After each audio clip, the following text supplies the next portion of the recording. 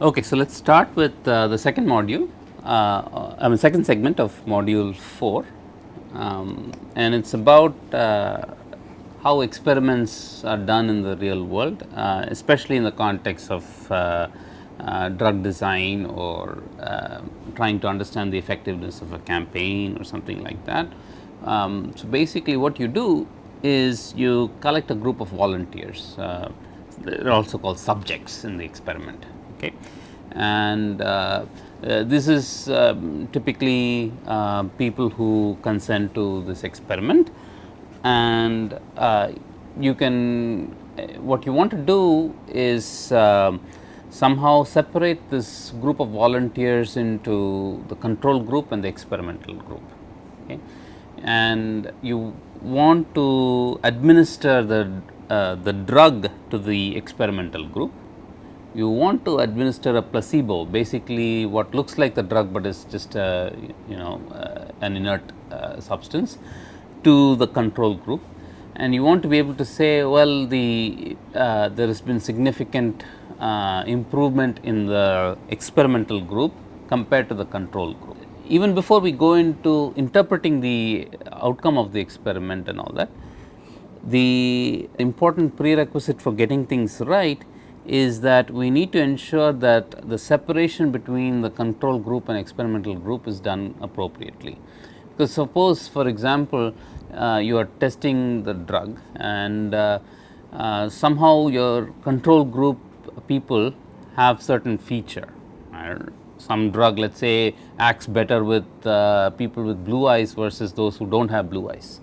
Okay, and suppose all the people with blue eyes get put in the control group and the people with non-blue eyes get put in the experimental group, then your experiment is going to give the wrong result. It's going to say that the drug has no effect, whereas in fact you might have been able to figure out later on that it does have some effect. So basically what you need to do is to try to characterize each individual, and what we do is we characterize them by a feature vector. So let's say you have some n features, height, let's think about binary features. So it's just blue eyes versus not blue eyes, curly hair versus non curly hair, tall versus short, whatnot. Okay, so you characterize each subject by this sort of a feature vector, and you want to make sure that for any feature there are a sufficient number of people in the control group and a sufficient number of people in the experimental group. So you don't have you want the separation to happen, so that to avoid situations where a particular feature is only found in the control group or only found in the experimental group. Okay, so this is the context in which this problem is studied. So let's try to formalize this. So you are given an input matrix A. It's an n cross m matrix. M is the number of subjects. So each column corresponds to some person, let's say, and n is the number of features. Okay, so each feature could be blue eyes or tall or whatnot, right? And if the feature is present, you put a 1. So for if the ith feature of the jth person is present, then you put a 1 there, otherwise it's a 0. So that's how you interpret this matrix, n cross m matrix. Okay, and what is your required output? It's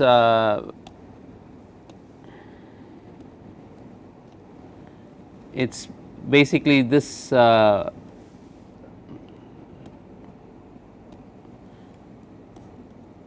this vector b whose values are either -1 or 1.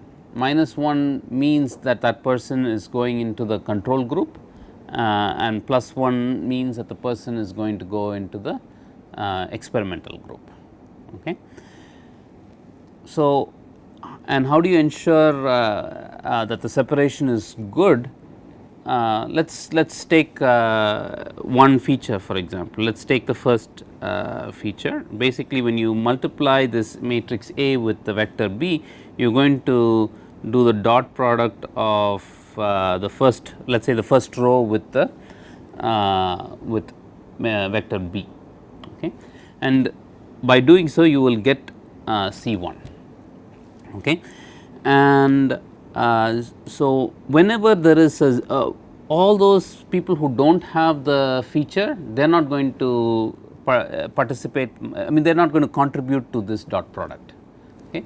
The people with the feature are the ones who are going to contribute to this dot product.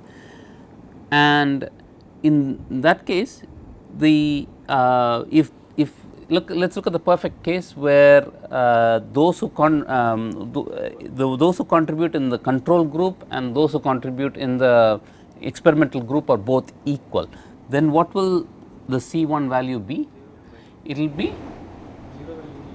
be 0, because it will be -1 times the number of people who contribute to the control group, 1 times the number of people who contribute to the experimental group. So, the best value you can hope for C1 is 0, but that is too much to hope for. We want, however, to minimize this C1, but we do not just want to minimize C1, we want to minimize C1, this is just one feature, we want to minimize across all the features. So, in other words, you want to minimize the max over all the CIs, their absolute values, because this, remember, it's 0 is the perfect value. So, it can err on the left side or on the right side. So, you have to take the absolute value and minimize that absolute value across all the CIs. And how do you get this max overall and the absolute value of CIs? It is basically taking the matrix A times the vector B and taking the L infinity norm of that. Okay. So, you are going to get a by doing this multiplication you are going to get a matrix, and you are going to pick the, that is essentially this matrix this vector C, and picking the maximum element is the L infinity norm, and this quantity has to be minimized. So, that is the goal. Okay. So, again we are going to apply the most obvious algorithm. Okay. We are going to do the silliest thing possible. Each BI, remember BI is either plus or minus 1, is going to be 1 with sorry, before someone points it out.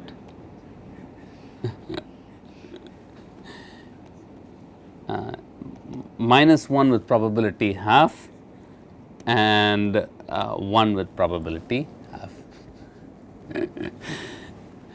Okay. So, so this is the most obvious algorithm that you can think of. So, we need to figure out a way to analyze this. So, how good is this? Such a silly looking algorithm. So, we have to figure out whether it is any good. Okay. So, again we are going to apply Chernoff bounds, and we are going to apply another variant that we have not seen, but it is actually not hard to prove this. The book has the proof of this this variation as well. So, here x1 through xn are either 1 or -1 with probability half each, again uniformly and independently at random, and uppercase X is the summation of all the individual xi's. And so, in this case what you have is the mean is 0. Okay. So, it is either plus or minus 1. So, the mean is going to be 0, and you are asking what is the probability that X is going to exceed some A. Okay. That is what is being asked over here, and what has been proved is that it is at most e to the minus a square over 2n. Okay. And if you want to do if you want both want to bound both sides of the tail, both tail ends, then it is at most 2 times e to the minus a square over 2n. So, it is fairly straightforward. One of them is divided by 3, I mean the right side is divided by 3. Correct. So, here the proof is a little bit different. So, here this is, remember, this is symmetric. If you just change, if you notice that if here you are there you are looking at 0 1 variables, here you are looking at minus 1 1 variable. So, all the variables are symmetric about the 0 point. So, when you prove a tail bound on the right side, the same tail bound will hold on the left side as well, exact same tail bound will hold on the left side. So, you can simply use that symmetry and the union bound to get this 2 times e to the minus a square over 2. Okay. So, now just keep this bound in mind, and we are just going to apply that. So, recall what do we need to prove? We need to prove that this the L infinity norm of A times B being greater, and here this is what we want to prove in particular, greater than square root of 4m ln n. Okay. So, basically ln n is relatively small.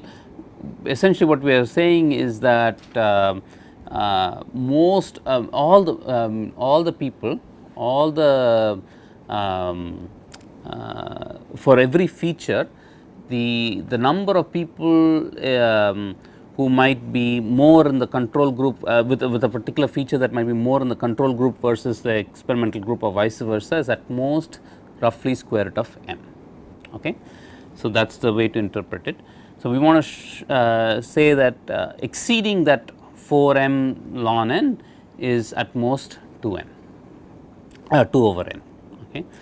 So, this is across, remember this is across all the n features, right. So, what we are going to do is focus on one feature first, and so without loss of generality, let us focus on the first feature. So, this is just row 1.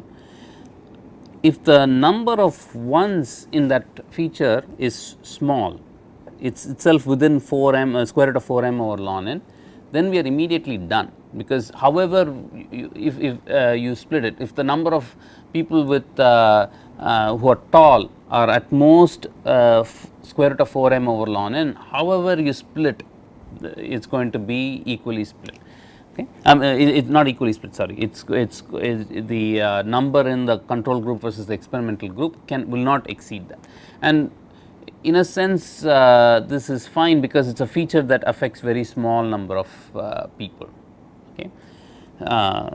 So, then you immediately get what you want, that appropriate C1 in this case is at most square root of 4m over ln n 4m ln n. So, it's you're done. So, we are going to focus therefore on the case where the number of ones is greater than this quantity. Okay. Only then do we have to care about making sure that both the control, the control group and the experimental group are roughly equal. Okay. In this case, let us look at C1.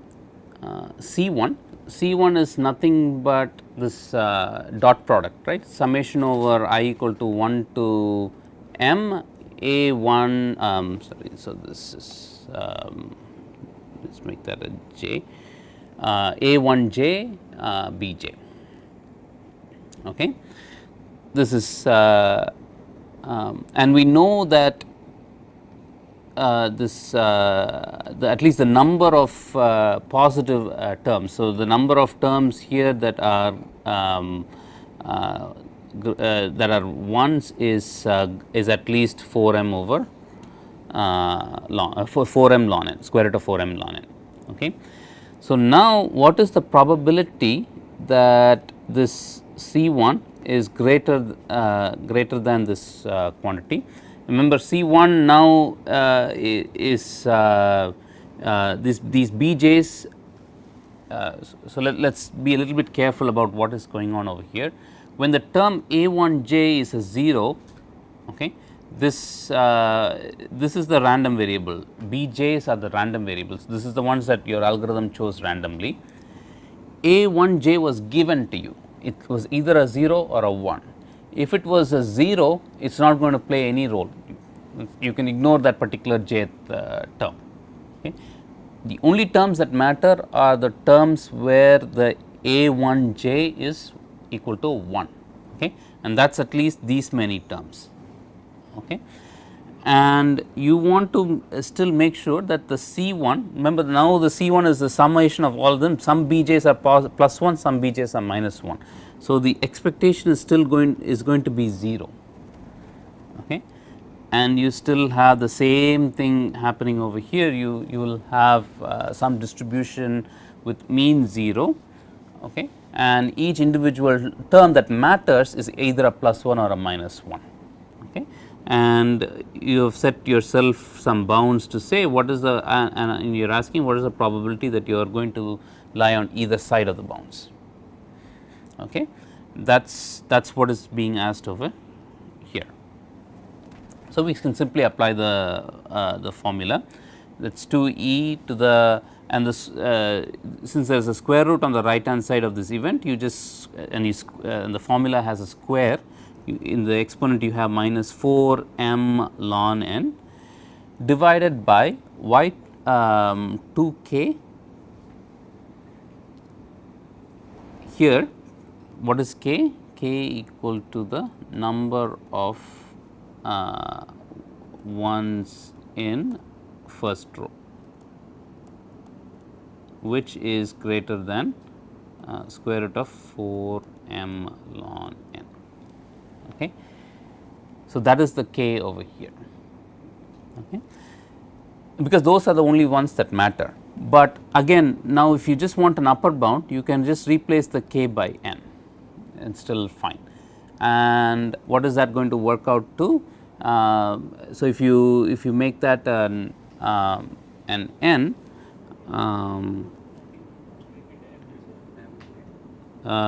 so oh, okay. So, oh yeah, you are right. So, you can make it an m, sorry, not an n. So, TA was the one who pointed that out. So, you get a day off. So, the m cancels out, okay. The m cancels out, you are left with and there is a 2 here that cancels, so you get 2. So, you basically get 2 times n to the minus 2, which is what we have over here, okay.